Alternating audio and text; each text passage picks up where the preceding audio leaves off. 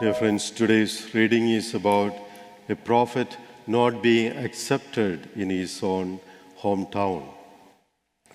There is a funny story about a bishop who was interviewing one of the seminarians before his ordination.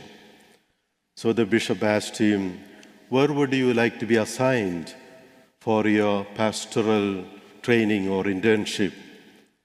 The seminarian very reluctantly told, "My bishop, anywhere but a small town like New Berlin or any other town except my hometown." So the bishop said, "Why not there?" The seminarian said, "You know, bishop, the prophet is not accepted in his own native place." Bishop smiled and told him, "My dear friend, no one in your town is going to confuse you with a prophet." So, Bishop Fulton J. Sheen, the great television preacher and evangelist, was once told by his college debate coach, "You are absolutely the worst speaker I ever heard." The brilliant G.K. Chesterton, the British writer, could not read until he was 80 years old. And his teacher told him and others, "If his head were opened, you will find a lump of fat in the place of a brain." Obviously, his teacher was totally wrong. Similarly, the people of Nazareth had all wonderful reports about Jesus, and on reflection, they could have seen in him the true Messiah. Instead, they turned against him with hatred and then decided to put an end to his career. Their hatred towards Jesus made them close their eyes to his goodness and the miracles, whatever he did for them. One of the most common failures of our human condition is that we usually take people for granted, especially if they have become very familiar to us.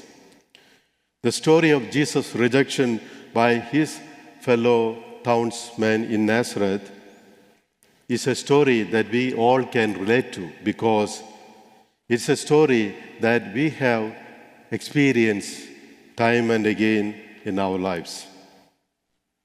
If people rejected Jesus in his lifetime, we would not be surprised if people reject us who believe in and follow Jesus in our lifetime. However, rejection must not become an obstacle for our personal growth. We must not allow rejection to derail our dreams and goals in life. Instead, we must choose to pursue God's ways and doing his will in our life. We know we are not perfect people, and we do not always get it right, but we must always keep trying to do what is good. Today, St. Paul speaks about his mission of preaching God's will in spite of his physical illness. Paul teaches us that we don't have to get to be perfect in order to be God's instruments in this world. The people of Nazareth were amazed by what they saw, by the news about Jesus teaching with wisdom and performing miracles. And yet they could not accept him. They could not comprehend how can a simple carpenter, Mary's son, could do all these things. But then they did not know the real person of Jesus, the Son of God. Despite these rejections, Jesus continued his mission of preaching and healing in other towns and villages. Having faith in oneself and in God will give us the strength to overcome the challenges and persevere in our mission.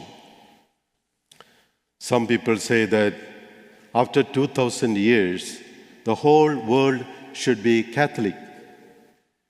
And you know, the internet seems to be spreading faster than the gospel today.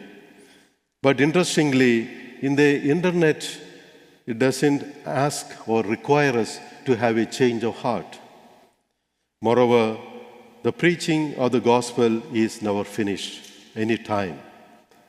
Like parenting, it starts all over again with the birth of each baby in our life. Now the question is, what if people close to us will not listen to us? That doesn't mean that no one will listen to you. And so we should not give up our mission of spreading the good news. We should never let people's rejection keep us away from teaching the truth about Jesus. There is a statement we can make to our neighbors and community whenever we come to Sunday Mass here. There is also the lesson we give to our own children, the example we give to them to grow in the faith. That would be the only example that we might be able to provide for our family.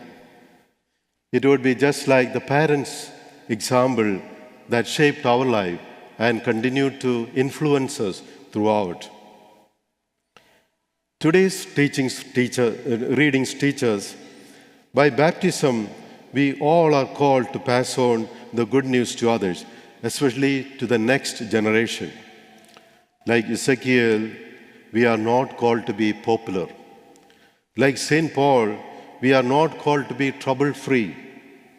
Like Jesus himself, we are not called to be accepted by those who are nearest and dearest to us. But we are called to be faithful to the Lord. Fidelity to Christ and to his teachings is our way to salvation. In this context, Mother Teresa once said, as Christians, we are not called to be successful, but we are called to be faithful. Let me say that again. As Christians, we are not called to be successful, but we are called to be faithful. So, dear friends, all of us may not look successful in the eyes of the world as per the worldly standards, but we can all be faithful followers of Christ in this world.